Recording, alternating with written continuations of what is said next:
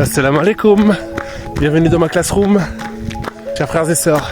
À travers cette vidéo, j'aimerais tout d'abord que nous revenions au tableau noir, comme du temps où nous étions des écoliers, afin d'appréhender et essayant de comprendre ce qui fait tâche dans l'institution à travers le domaine médical. Chers frères et sœurs, aujourd'hui j'aimerais faire un parallèle cinglant à travers ces deux points de mesure qui se posent lorsque nous avons affaire à des traitements médicaux tels que ceux qui accompagnent ces patients en fin de vie, lorsque le pronostic vital est engagé et ces personnes sont condamnées. C'est que nous ne leur laissons guère le choix. Soit ils suivent leur traitement qu'on leur impose, soit ils le boivent. Aujourd'hui j'ai décidé de sortir l'extincteur sulfateux et de vous arroser, vous le corps médical. Et il n'y a vraiment rien de personnel. Comme il est bon, chers frères et sœurs, d'avoir le meilleur état d'esprit. Car nous sommes constamment exposés à de l'agressivité, le stress. Comme dirait l'autre, pas besoin de s'embarrasser de la sagesse des anciens. Nous allons tenter de faire une approche sur la maladie de l'esprit. Ces choses qui ne s'expliquent pas à travers la science. La médecine moderne a complètement abandonné la réflexion philosophique dans le domaine du traitement des maladies graves, telles que le cancer. Du temps d'Hippocrate, Platon ou encore Aristote, médecine et philosophie étaient intimement liées.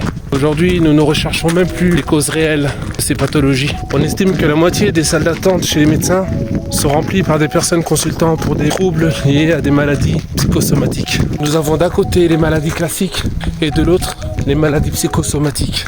Les troubles occasionnés par notre psyché, qui veut dire mental, sont matérialisés par des symptômes physiques, donc soma, qui veut dire corps. Les troubles psychosomatiques sont des symptômes physiques qui ne s'expliquent pas, mais sont causés et aggravés par des problèmes psychologiques, des traits de personnalité, une faible estime de soi. Ça peut être héréditaire ou ça peut être suite à traitements médicaux. Certains événements extérieurs provoque une altération de notre fonctionnement normal. Le stress, c'est alors que notre organisme produit des glandes corticoïdes et abaisse notre système immunitaire et l'expose aux infections. C'est dès lors où notre système nerveux ainsi que notre système immunitaire ne communiquent plus convenablement ensemble, notre psychique tente tant bien que mal de rétablir cet équilibre. Dès lors où il y a un excès de stress, le cortisol sécrété par nos glandes sérénales puise allègrement de nos réserves d'énergie. L'effet est immédiat, nous montrons plus vulnérables, donc moins résistants aux infections. Telle une rupture affectant notre cœur, nous laissant tristes, notre organisme de même réagit de la sorte et ne fonctionne plus convenablement. C'est dès lors où le stress dure que la glande hypophyse augmente la faculté de nos cellules immunitaires à nous défendre en cas d'agression. C'est dès lors où plusieurs facteurs font leur apparition. L'ulcère à l'estomac est la première maladie considérée comme ayant une origine psychosomatique. Donc n'allez plus chercher plus loin lorsque vous avez des troubles gastro-intestinaux.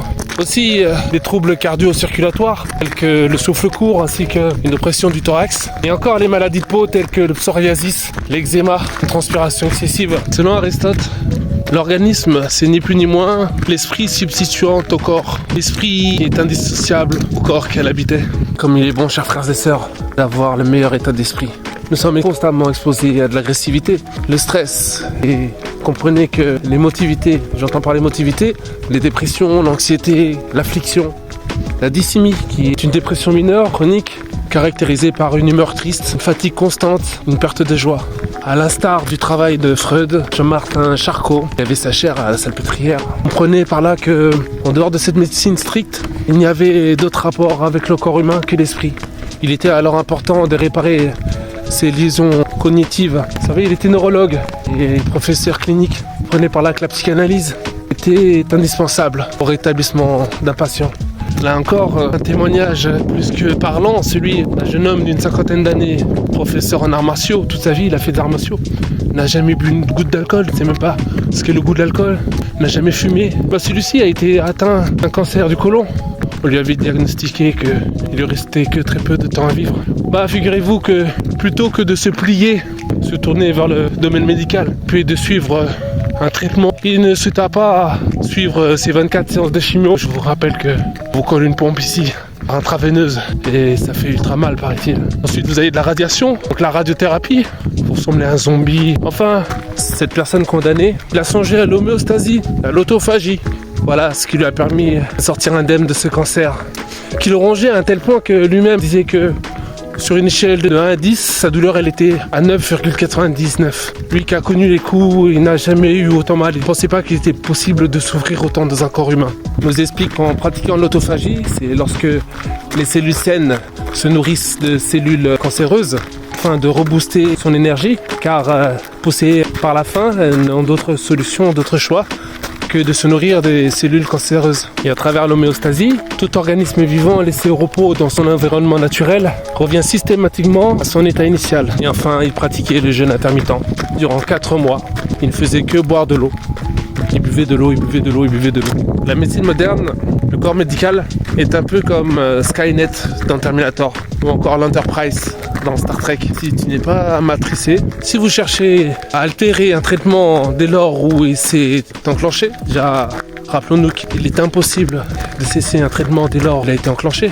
Dès lors vous cherchez donc quelconque alternative, cette médecine stricte, sachez qu'à ce moment-ci le corps médical aura d'autres solutions à vous proposer que d'aller vous faire voir chez les Grecs, chez nos fameux philosophes.